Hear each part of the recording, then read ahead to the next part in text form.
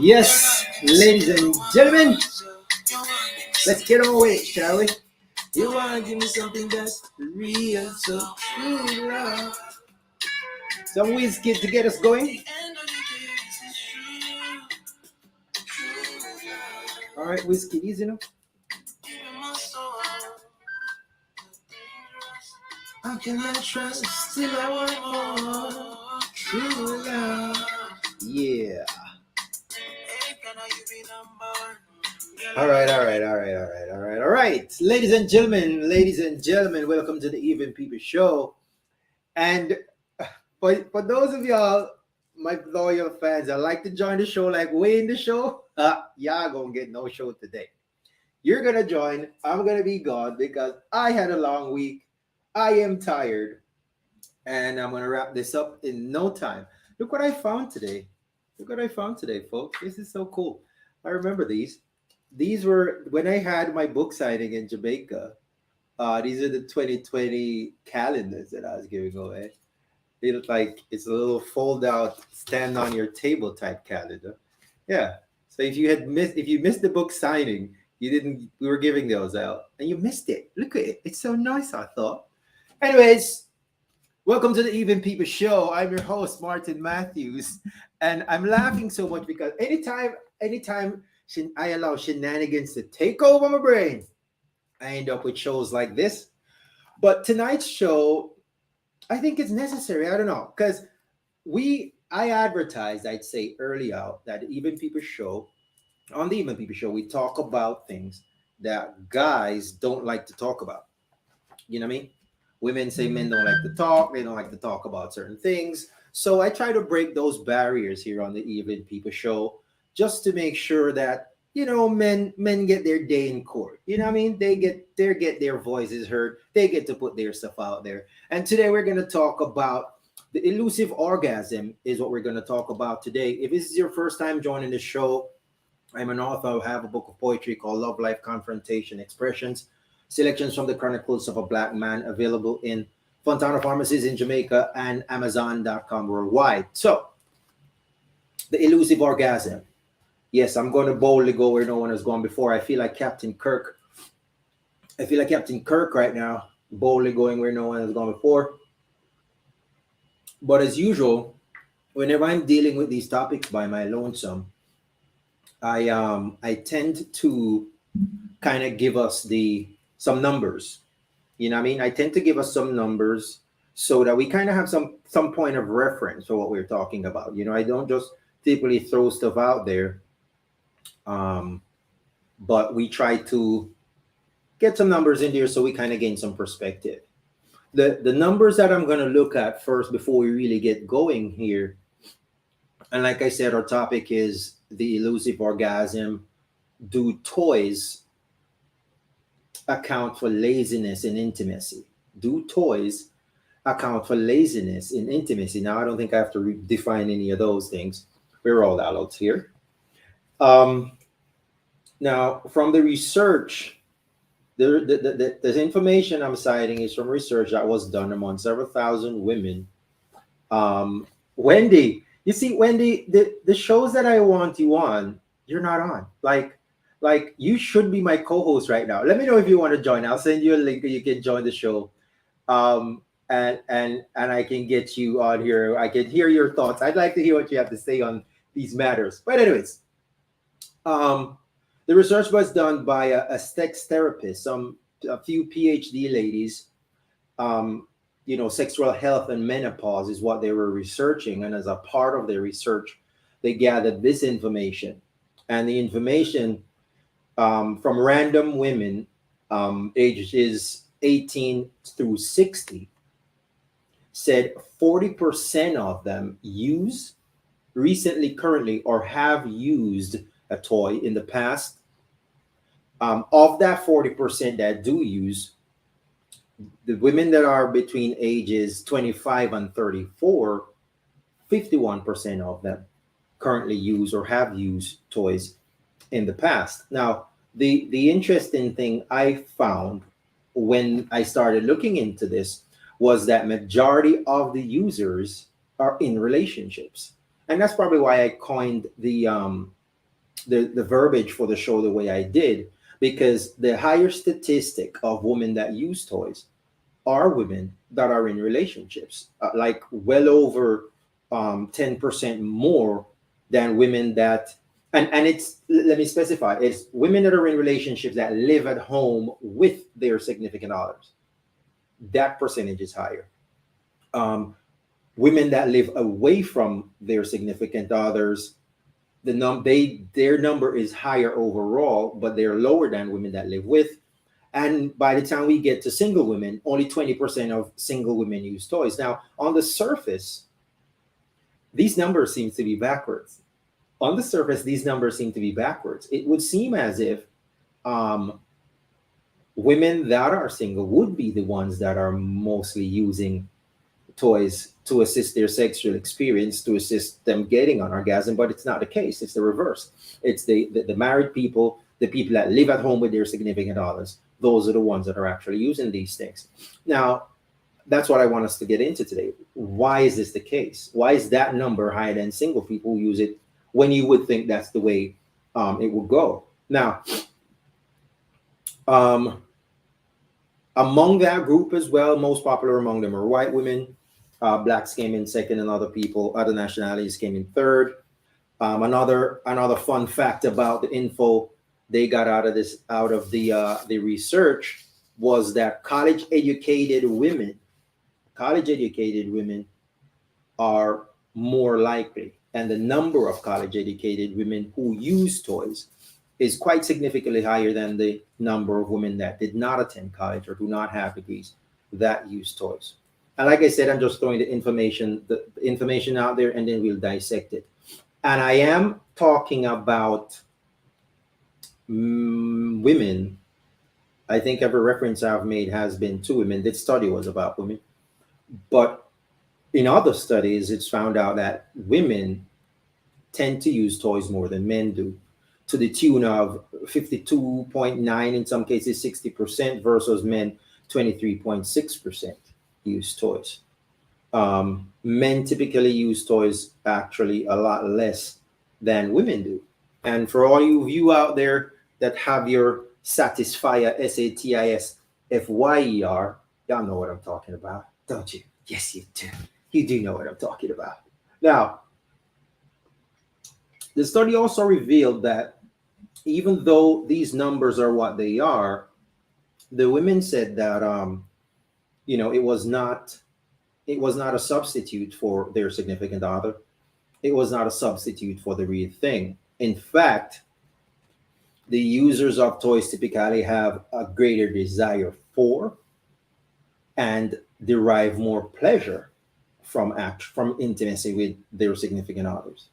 Let me say that again. Women who have toys typically have a greater desire for and derive more pleasure from the actual act itself with their significant others. Now, it's a lot of these things are weird to me, um, in the sense that on the surface, you just probably would not think that this is the direction that the numbers would be skewed in. You know what I mean? You think the numbers would reflect something else, but they don't. This is what it is. Um, Now, what else was I saying here? Users that are they usually user women that are not in relationships that use toys are usually less satisfied overall with their sexual experience than women that are in relationships that use toys. And it says 90% of women who use toys, they're pretty open about it. Their partner is aware that they use it. Their partner is supportive of them using it. All right. Now we're talking about the elusive orgasm. We're talking about whether or not um, toys account for laziness in intimacy, right? So let's talk about this for a second. Let's talk about what sex toys are in the first place. Okay. Now, sex toys are also called adult toys or marital aids, and they are objects that people use to have more pleasure or derive more pleasure during sex or masturbation. Sometimes sex toys can help with medical issues if you have some kind of sexual dysfunction or medical condition. Now, there are many different types of toys, and people use them for a lot of different reasons. It's totally normal to use sex toys, but it's also totally normal not to. It's a personal decision, and everyone's different. As long as you are using them safely, how about you just have at it? Okay? As long as you're using it safely, have at it. If you just joined the show, we're talking about the elusive orgasm. We're talking about whether or not toys account for laziness in intimacy. We threw some statistics out there, like we always do, pointing to, you know, majority between men and women who use toys more, where the numbers stack up as far as women that are in relationships that live at home with their husbands. Our husbands or significant others are said to use toys more than women who live away from their significant others, who also use it more than with single women. And what I pointed out just now is that it would seem like on the surface the numbers should be stacked in the other direction. It would seem like on the surface, women who are single would be the one that use most toys. We also pointed out that women in general use toys more than men do, is what the statistics is telling us. Now, we just defined what sex toys were.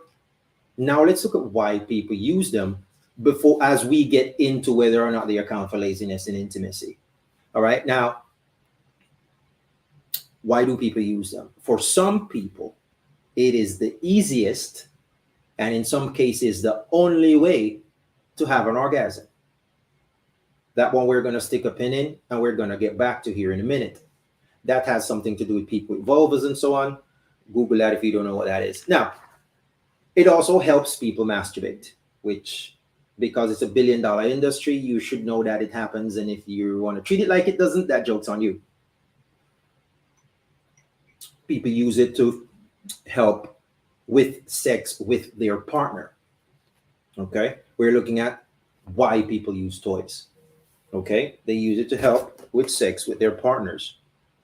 Um, Let me see here. I'm multitasking. Bear with me. It also helps to affirm gender identity. Also helps to affirm gender identity, and it helped relieve gender dysphoria in transgender, non-binary, and gender non-conforming people, the more complex among us. Um, I'm getting comments both on here and I'm getting comments on my phone. This one says the single woman has a roster and can get her pick. Ah, okay. I see what you're saying. So you're saying single women can potentially use toys less because they have their pick of people.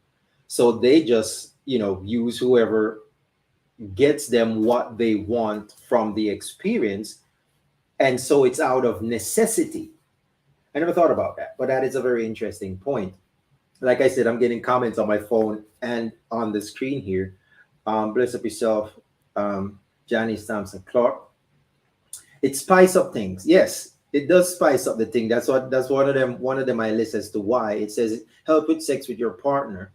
It spice up things. Um, Unicorn Vibe is saying facts.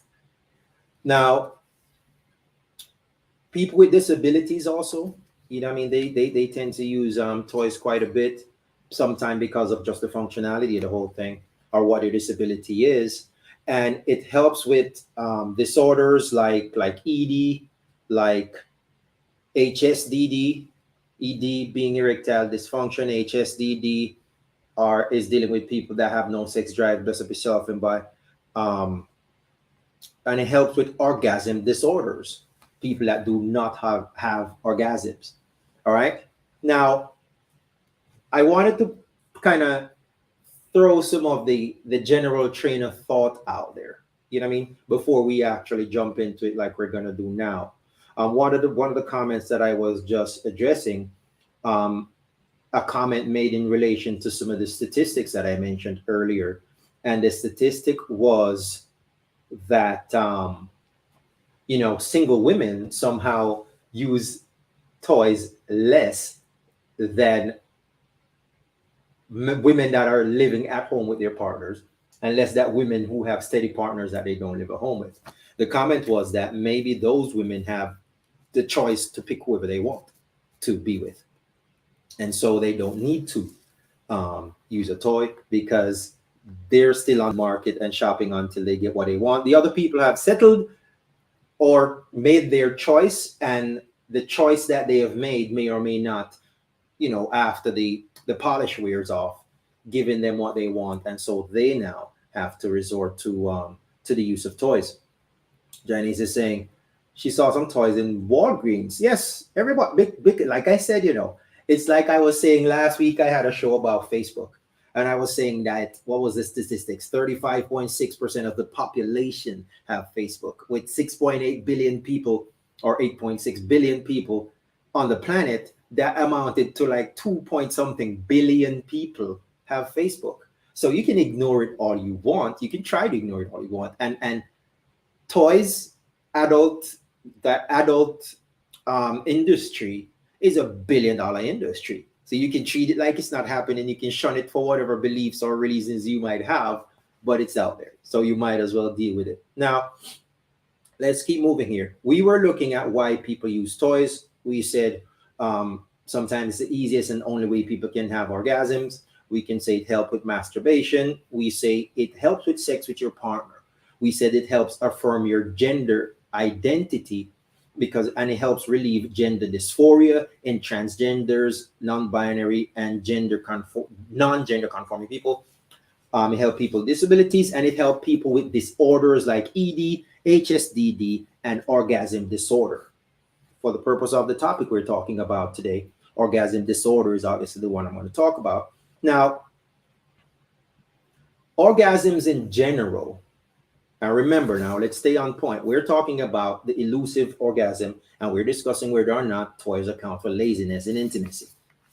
Um, Orgasms in general are dependent on, listen to me sounding like I know what I'm talking about. Yo, that sounded lit. Orgasms are dependent on your hormones,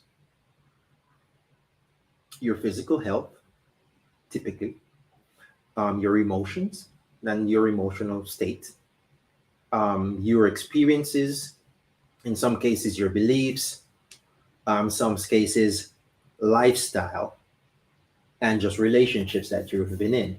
So your relationship to an orgasm is going to be dependent on these things: hormones, physical health, emotions, experiences, beliefs, lifestyle, and relationships.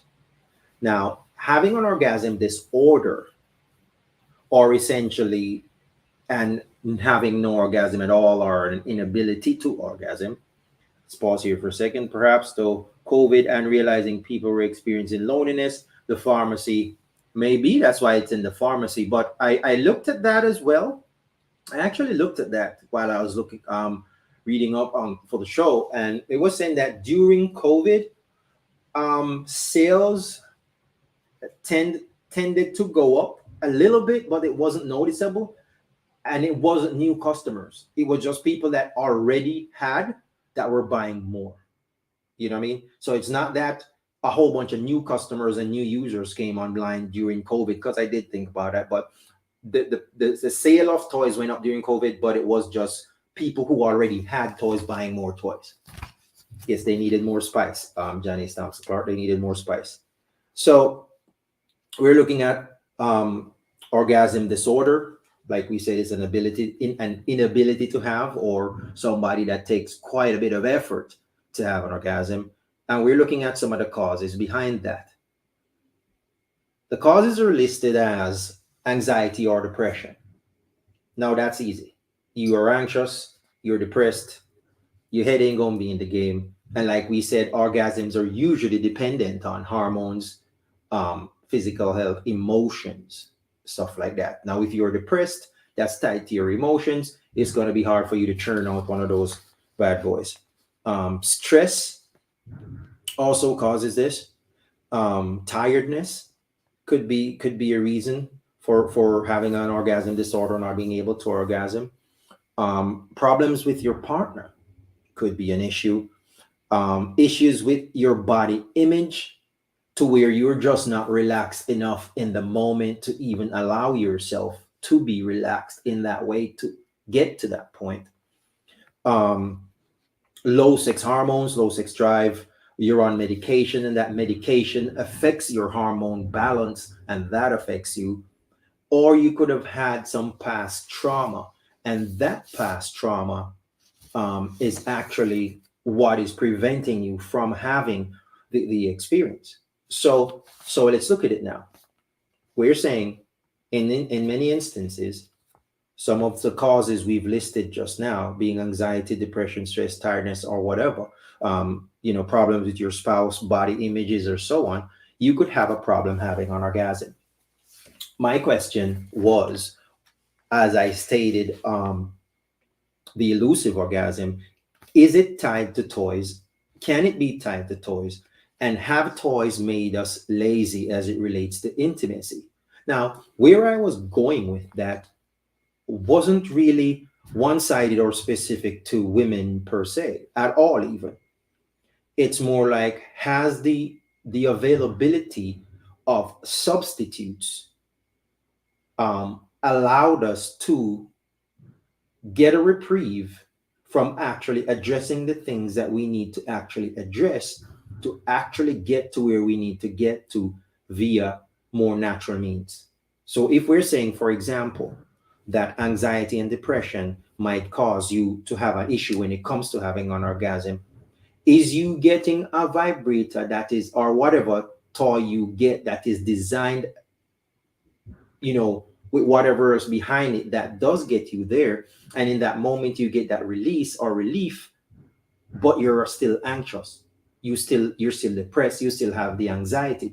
You know what I mean? And in some instances, like we pointed out when we were talking about the statistics earlier, in the cases where your significant people that we found that live at home with their significant others are the ones that are using toys the most out of everybody that use toys in general, is it now providing an easy way out? Is it now allowing you to take the easy route as opposed to working through the things that you have there? Um, let's look at the most popular one would probably be, I don't know if it's the most popular. That's me. That's my statistic. Well, not my statistic based on what I'm saying. My statistic based Not my statistic based on my experience. My statistic based on the point that I'm working on today is issues with your partner. What if you have issues with your partner? What if that is the reason? But because you can, you know what I mean, you can go get your hands on one of those satisfiers, you know what I mean, or a this or a that or the other thing, and you can get what you want out of the situation. You just whatever. They can do whatever, you can do whatever. You don't need them, because you can still get yours without them. So it allows the relationship to get this false sense of security because you both, maybe the other person is doing the same thing. You both are putting a substitute in the middle of what you should be. So when you guys are together, you cannot get to where you need to get to. You cannot have an orgasm with your partner because you're not even trying to establish that connection anymore. And one thing I want to say is that the most one reason I've heard put out there, somebody stick a pin right there for me, or the man cannot find the G spot. Maybe the man cannot, you are right. Maybe it's a situation where the man cannot find the G spot. But here's the thing, if the man cannot find the G spot, and instead of, like I said, I'm talking about both sides of the coin, instead of you guys not communicating with each other and understanding what the other person like, understanding what works for the other person, understanding the anatomy of the other person, and work on that, right? Is it is if we're using the toys to get us past that hurdle that we have in our relationship, does that not constitute laziness in intimacy? Does that not constitute us taking the easier route out, when because there is hard work to be done to get us to where we're trying to get to? So, and it could be a thing where, they did something, the man did something like they often do, and because of that, it kind of broke the trust in the relationship, so you're just not as comfortable anymore. Maybe he made a comment that made you now start thinking about your body image issues that you have. Maybe it could just be a simple thing as you're on a regimen of whatever antibiotic or whatever for some condition you have, and that kind of puts you. Now, the fact that you can get something that you are in control of, that stimulates the specific points at the specific moment for the specific amount of time that you want them stimulated without having to say anything, and the fact that you can do that and kind of take charge of the situation and drive yourself where you need to go, as opposed to actually work through the issue that you actually have with your significant other, does that constitute laziness in intimacy, or doesn't it? Sparing feelings. You're saying you're sparing the person's feelings. Okay, you're sparing the person's feelings because you don't want to tell them they can't find the G spot. So you're just gonna get the toy, use the toy to get you where you're trying to get to, and just keep it moving, because I guess other aspects of the person, other aspects of their personality, other aspects of the relationship work, but that one thing does not work. But is it laziness though, Janice Thompson Clark? Is it laziness? Is it the easy way out? Is it you kind of copping out and just taking that option because that option is available, as opposed to actually spending the time necessary to, break through the things that you need to break through to actually get the end result you want with the person that you're with? Like we pointed out earlier, and this is kind of like what we're debating too, is that the statistics that are out there supports or says that people that are in relationships where they live at home with their significant others use toys more than people who are single. And on the surface, you would think the statistics would say something else, but they don't. So here we are. Why is it that people that are living at home with their significant others, the people that are using toys more than people that are actually single? Vimba is saying also, is it laziness or fear that your partner is not willing to work with you on it? That might be the case too. But then this brings up a whole set of other questions too. If this is a question that you're asking at that time, how diligently did you go about choosing said partner in the first place, and how did you find yourself here? And I know people can show you whatever versions of themselves that they want, but should you ever find yourself in a position where you're wondering if your partner is willing to work with you as far as your sexuality is concerned? And then even on the flip side of that, that would still constitute laziness, but it would be laziness from the other side. It would be now your partner being lazy, not wanting to entertain the things that you want to entertain. So it's not just laziness from one side. It might not just be laziness from one side, from the person that is choosing to use, like Janice says, to spare the feeling of their significant other. It might be because of the perceived laziness from the person who would have to rise to the occasion on the other side to do the things that their partner deems necessary. But doesn't it all constitute laziness? And do the fact that the orgasm can be so elusive at times, we've bridged the gap with toys, but then having the toys, though we're getting what we want from the experience, is now creating a laziness in relationships itself. In some ways, it's a lack of communication to resolve issues, which is a bigger issue. You're correct, and that's exactly the point I was making. Is that not now a bigger issue? The fact that you cannot have a relationship with someone that is your significant other, that you live at home with, about something that often makes or breaks relationships so often. You know what I mean? It's usually love, money, and all these things that breaks down. Not laziness, but fear. Okay, Maddie, this is so not up. You're how old? 17? I don't know. Maybe this show is bigger than you. So he said, well, I hope this show is bigger than you. This show is bigger than you. Get off. Not laziness, but fear. I'm parenting online. Leave me alone. Not laziness, but fear is what Janice is saying. And fear, elaborate on that for me, Janice. Fear of what exactly? Just so I'm clear. Let's see what someone is saying here. Usually toys are introduced to spice up the intimacy relationship. That is definitely one of the reasons why toys are introduced. Absolutely. We listed some of them. My sister said, okay, bye. All right, daughter, bye. Usually toys are introduced to spice up the relationship. And you're correct. We said people use it because sometimes it's the easiest and the only way they can orgasm. It helps them with masturbation. It helps them with their partner. It helps, people to affirm their gender for the transgender and so on, and helps. But definitely, sometimes it does help to spice up the intimacy in the relationship. But what Janice had pointed out before, in order for you to get to that point, you have to be able to communicate that to your partner. What Janice was saying is that in some instances, you have to not communicate it because the partner can't handle it. If you tell them, say, well, you want to introduce a such and such into the equation, for whatever, however the narrative would be, they won't be able to handle it. Their egos won't be able to handle it. They won't be able to handle it, and you just don't go there because it's gonna cause issues. So you're with the person, you love the person, you don't want to not be with the person, but you know that thing is not something that you're going to bring up and it going to go over well. You know what I mean? Janice is saying, okay, fear of ruffling feathers, not wanting to rock the boat and mash up a good thing. And I get that. And a lot of times it could go either way. You know what I mean? The woman could find out that the man is doing whatever when she's not around. You know what I mean? The man, in the man defense, he might say, well, sometime you're not in the mood and you want to go a road.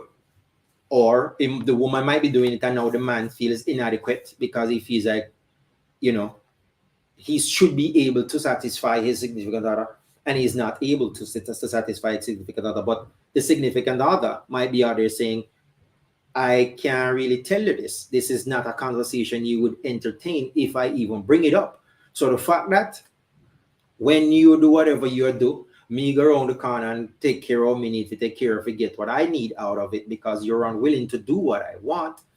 But, which is the greater evil? You know what I mean? Yeah, fear of hurting feelings. Yeah, no, I see what you're saying. Fear of being seen as incompetent, yes, in the case of either party, really.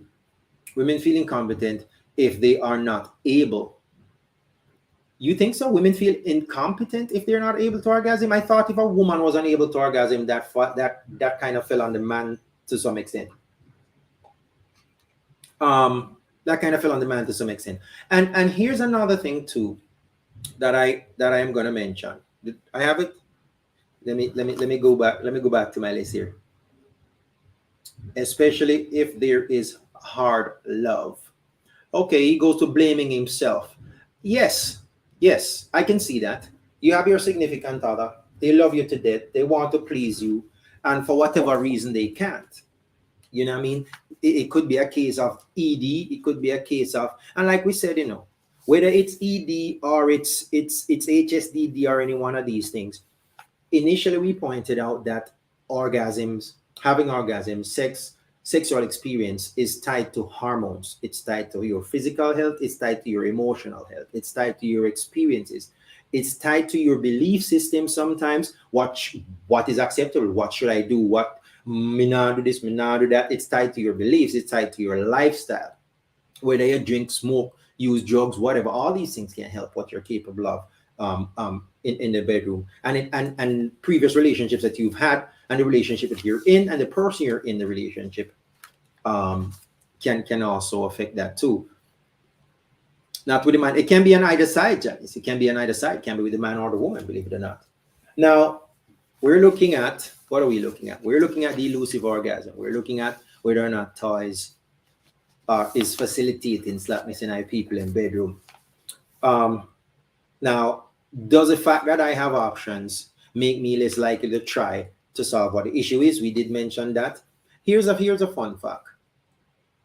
Um, 90%, because a lot of times I've heard the argument before that you know I have to use a toy because you know penetration doesn't work for me or whatever. But how about 90% of the toys that are sold there are vibrators? You know what I mean? Inserting vibrators. So I don't, and I guess the thing I'm questioning is the fact that when you use a toy, in general terms, some amount of the imagination has to be engaged. Bless up yourself, Stacy and Harley.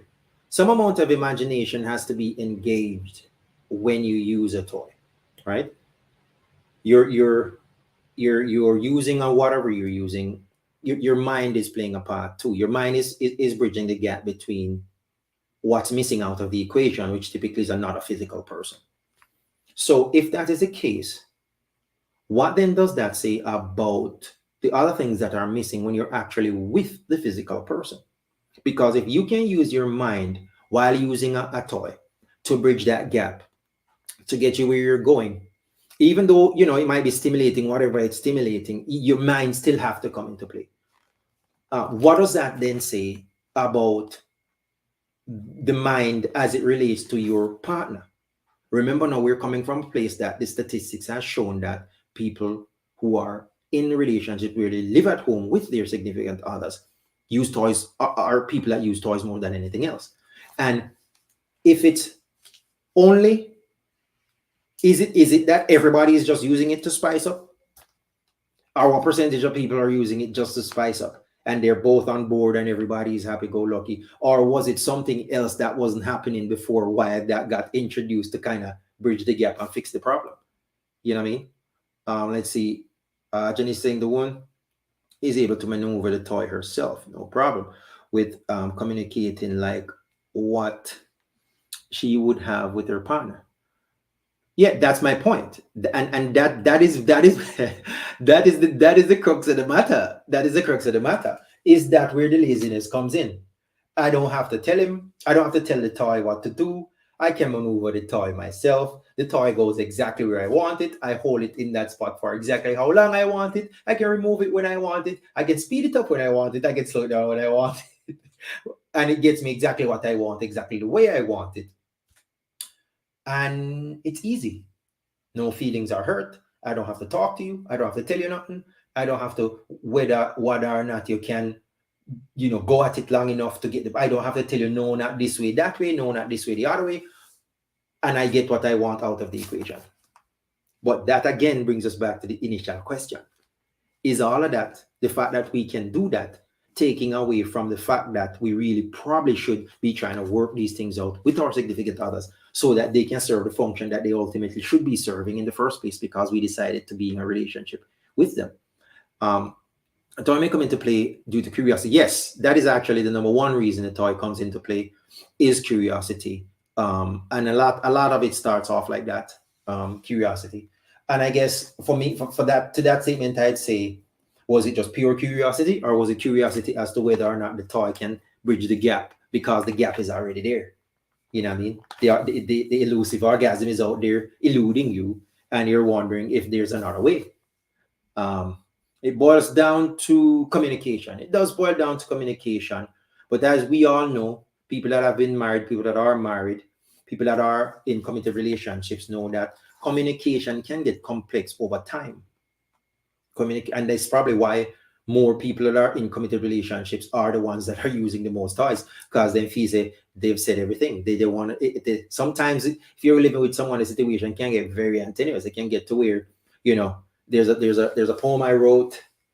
I don't know which one of them, but it says, a few drops, and the flood devours.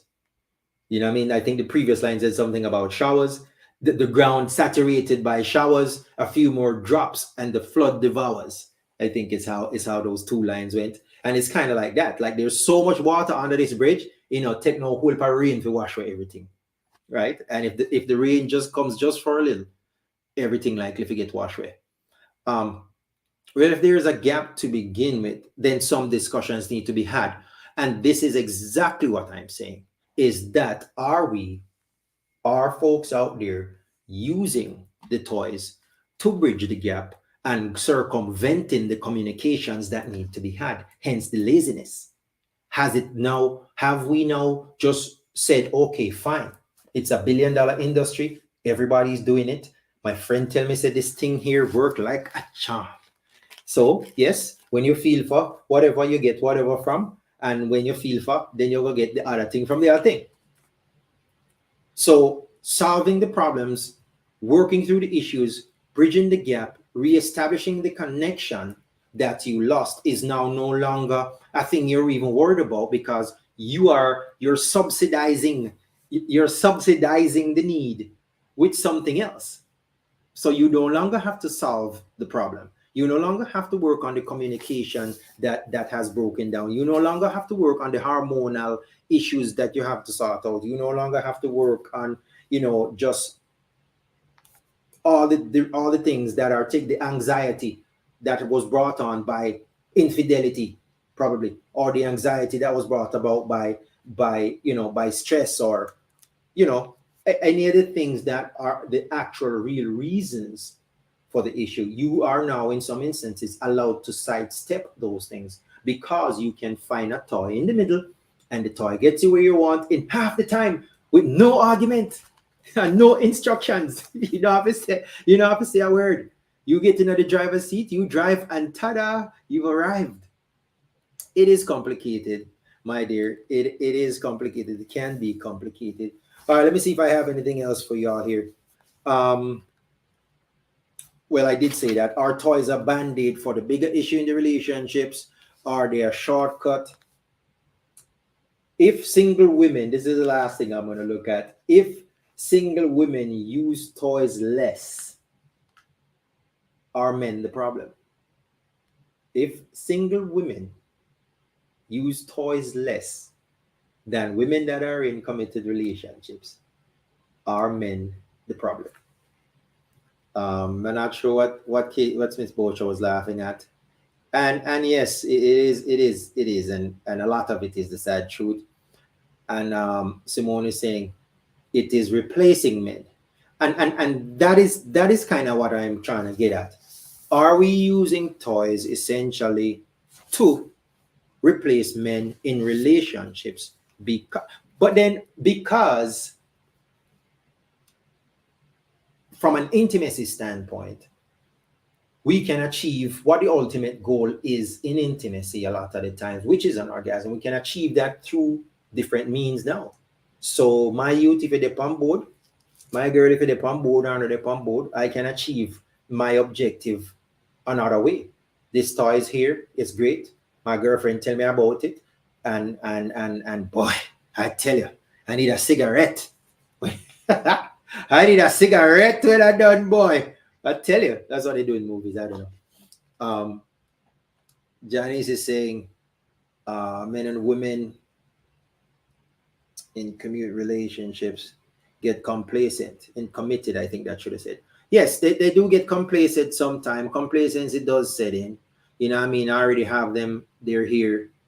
So yeah.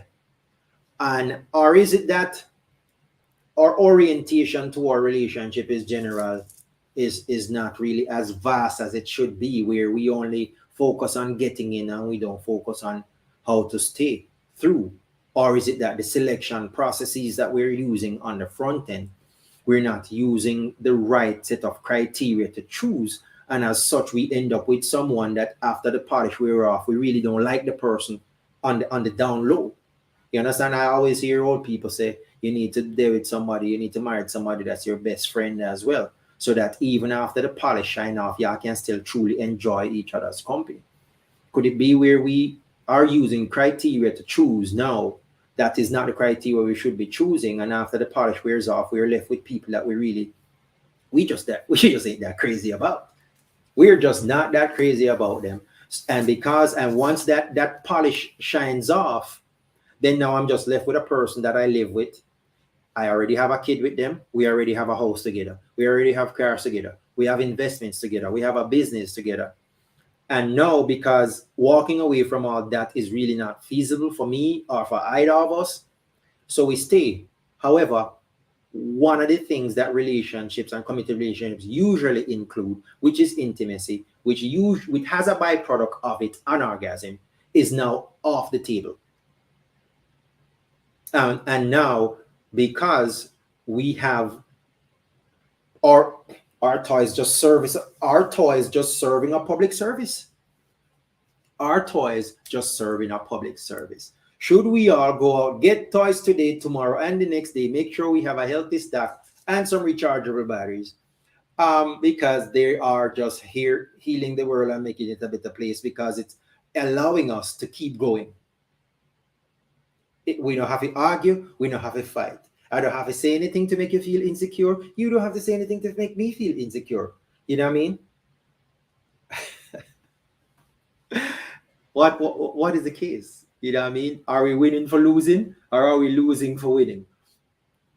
Um, Maxi K says something true around there. Women today are more leaning towards independence, mostly because of past hurts. Um, the crave for independence is crossing over into sex and all. Yeah, but you see, here's the thing. You see, I understand that logic. I understand that logic very well. But here's the thing. From that logic, I would think that when I looked at the numbers, it would say that more single women use more toys, but that's not the case. I thought about that independence. I thought the numbers would say staggeringly. When I thought about the idea and I went to research the idea, I thought that's what I would see. When I started actually writing down the points for the show, I ended up with a different show than the show I thought I was going to have when I came up with the concept, because the statistics didn't support it. What you're saying is what I thought I would see, but it's not what I saw. You know what I mean? Michael Jackson status, I don't even know what that means. Oh, heal the world. Yes, yes. Toys come to heal the world and make it a better place. Winter saying many different things make up life, I'd say, to each his own. And yeah, mind you now, when we had looked at toys, we had saying there are many type of toys. People use it for many different reasons, and there's nothing wrong with using toys, and there's nothing wrong with not using toys. You know what I mean? To each his own. You do what you do. We mentioned that earlier. So I guess the question as we started, the elusive orgasm, do toys account for laziness in intimacy?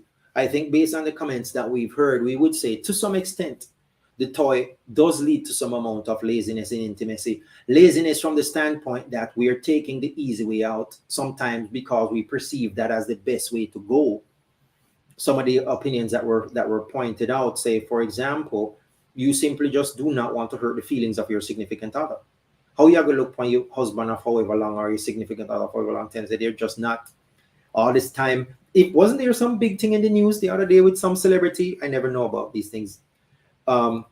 Who the husband had said something and the wife had said something that crushed him or crunched him, where he felt like he was king of the hill and he was actually not king of the hill, or she said something in that moment to make him think that he was not king of the hill.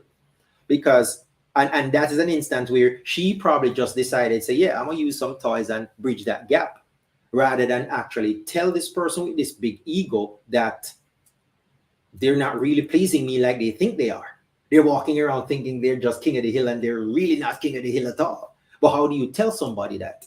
You know what I mean? If you know the person you're with and their ego cannot withstand a blow like that, how do you move forward? And like Janice pointed out earlier, sometimes you just take up the path of least resistance. You get the toy, bridge the gap, you got them can continue feeling like they're king of the hill, and you get what you want out of the equation as well. My dear Marie, bless up yourself. They destroy relationship. They're evil. Come for me now. I hear you, my dear. I hear you. And this is how some people definitely view it, because it takes away from. It gives us an easy out in some instances. It gives us an easy out when we're supposed to sit down, talk to our significant other, work on the anxiety that we're feeling because of whatever, work on the stress that we're having in our lives because of whatever, work on the fact that it's just tiredness and we need to understand each other better to know when to engage and when not to. Just work on the issues that we have with our partners. Because we can achieve the objective, the ultimate objective of intimacy without the partner, we just take that route. And the things that should be worked through are just not worked through at all. Blessed be self, Nashan.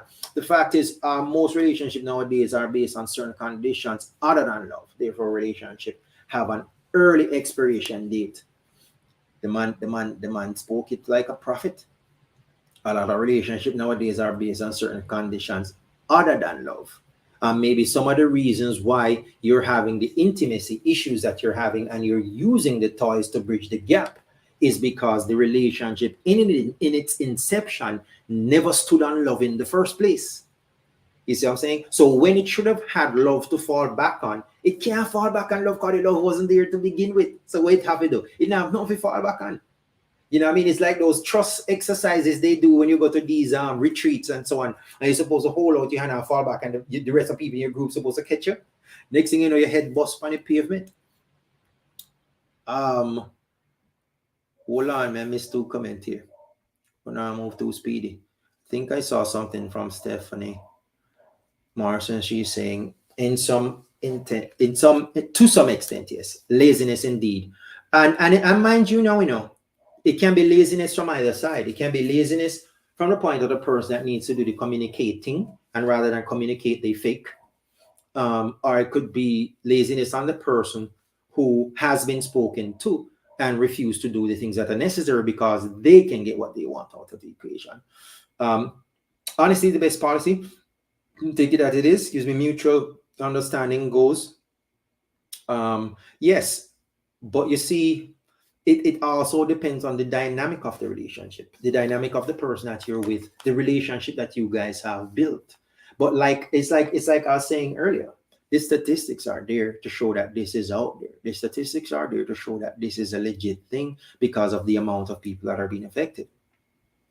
And so the toys that flood social media and the internet are the replacement for the relationship. Yes. And they're very sophisticated. Very sophisticated toys are out there that do very sophisticated things, all with happy ending guaranteed.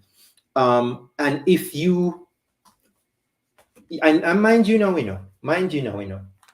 this can become dysfunctional on several levels, because we said you can have an orgasm disorder to the point where you cannot have an orgasm. And we said the causes can be anxiety, depression, stress, tiredness, and all these things. And instead of work body image issues and all this, and instead of working through these issues, you found a gap. It's kind of like somebody take up drinking because they're stressed. Next thing you know, they're an alcoholic. You understand? So it can go very, very left if you allow it to go very, very left. When really and truly the issue was that the communication between you and your significant other had broken down for whatever reason. What was needed was for you to reestablish the communication with your significant other. But instead of doing that,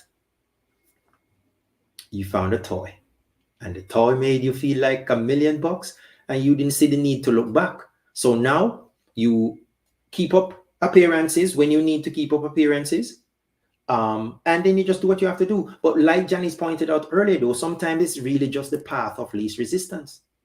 It's just the part that gonna cause the less issues, because I love my significant other. I know they love me, and they're just not getting it done. What am I supposed to do? You know what I mean? I can't I can't get that's cheat. Is that the option you want me to take? Or should I find something that can bridge the gap in between, and we keep things moving forward? But is it a case where that is the only option? Is it a case where you actually, if you tried, would not be able to work through the actual thing that's the actual problem with your significant other? And is, like I said earlier, the toy and its availability and its capability now constituting laziness because it gives us an easy way out? Let me get caught up on these comments here. Um, Someone saying that um, if used wrong, it destroys a relationship. If used correctly, it spice up the relationships. Ladies, handcuff, feathers, whips. Hey, whoa, hey, whoa, whoa, whoa, whoa, whoa. Handcuff, feathers, and whips. I like it. Sounds spicy indeed. Trouble in it, yeah. And a lot of the times that's the case. The trouble is there, but if you're not really, because like it said, 90% of people that use it, their significant other is aware of it. Okay. I don't know if they're aware that it's there, because there's aware and then there's aware. You can be aware that my top drawer where my underwear is in have, you know, a certain apparatus in there that I use from time to time, but you might not know when I use it. You might not know how often I use it. You might not know that after we were just intimate and I go in there and you think I'm getting a change of underwear, right? Me I go finish up in the bathroom. You don't know. You know what I mean? Simone, post your link. Post the link, Simone. Maxi K wants some products there. Humans always ask for honesty. And most times, like my boys in a few good men, you can't handle the truth. You want the truth? You can't handle the truth. All right, folks. Like the last thing I said was, seeing that single women use it the most, are men the issue? And I don't know. Are men the issue? Fact that men use it less. It's so funny. So let me look at this statistic. I'm gonna create a statistic here right now. How about this statistic? Men use toys less, but men typically. Well, is this though? Is this a general consensus that men cheat more than women? Is that a thing? I don't know. But what I was about to say, and now I'm questioning my own data, is men use toys less. Maxi K say yes. You say yes, quickie.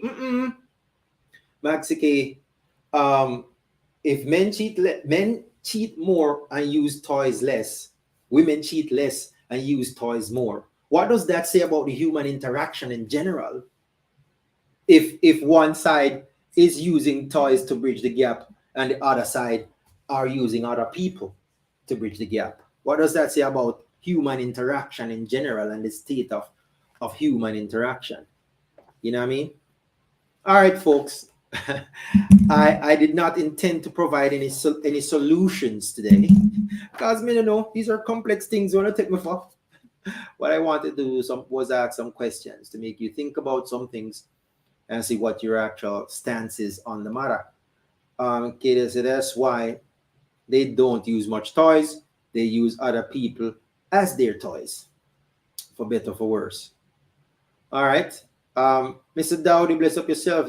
You come for the benediction, my boy. You come for the benediction. Yep. You can do the benediction, my friend. All right. But I hope you enjoyed the show, folks. I reached out to a couple of people to be my co-host today, but they one of them afraid. God, they said the topic too spicy. They can't manage the spiciness. I mean, it's a youth will like cook with no spice, so I can deal with spicy long time. You know what I mean?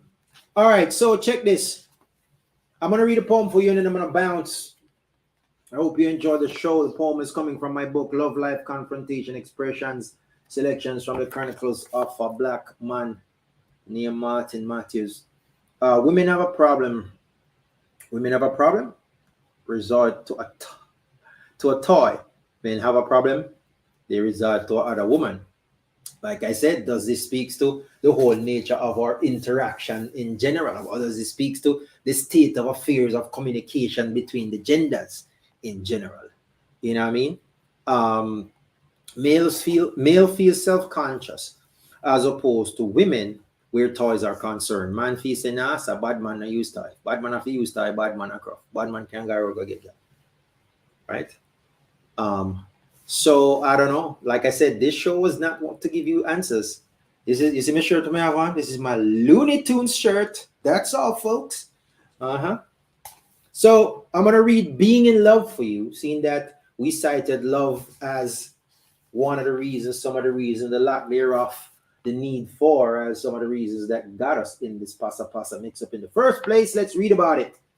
The poem is Being in Love on page 70. Turn your book to page 70 and let's do this. It says, it's not a destination, it's a journey. It's not like keepsakes assigned to me. It's not a point for which you reach. It's not a vault that you can breach. It's more like an intrinsic notion, not the kind solicited by potions. It's an intrinsic cognizant reality shared by two in a state of unity. It's an ongoing decision you make. It's measured by the actions you take. Its nature is pure as gold. It emanates from the mind, body, and soul. It's illogical in a rational way. It's insane in its propensity to stay. From day to day, it's simple and true. All inclusive, yet about me and you. Being in love is saying yes when you mean yes. It's saying I don't know when I could guess. It's realizing when a plan no longer works. It's walking away even when it hurts. Being in love. Book one, Love. I wrote this in 2014. Boy, I was on some good shit back in 2014. That's Being in Love, ladies and gentlemen. It is from the Chronicles of a Black Man. I hope you enjoyed it. And that is the ball game. If you joined late, we were talking about the elusive orgasm. We were discussing whether or not toys are mash up people relationship out the road, or whether or not it was being used as a bridge to bridge the gap. In the same way people take pills, in the same way people use drugs, in the same way people drink alcohol to bridge the gap, is toys bridging for other things, including this too. But is our toys now being used to bridge that gap, and it is putting people in a position where they can not deal with the things that they need to deal with in their relationships because they still have the people around. They're still getting what they need from the person to an extent, but that 20% that's missing, in comes the lifestyle, in comes the vibrator, in comes the rose, in come all these nice things that they've created for us, the pump and such, to get us where we're trying to get to. All right, peoples, I don't know what your situation is. I don't talking about you. I'm just talking about people in general. These are the things that affect people in real life. And here on the Even People Show, we're all about real things that affect real people in real life. I appreciate you being here. Thank you for sticking with me for this whole hour and 3 minutes that I've been chopping off by myself. You have been watching the Even People Show. I am Martin Matthews. I am your host, and I appreciate y'all. Be safe, all right?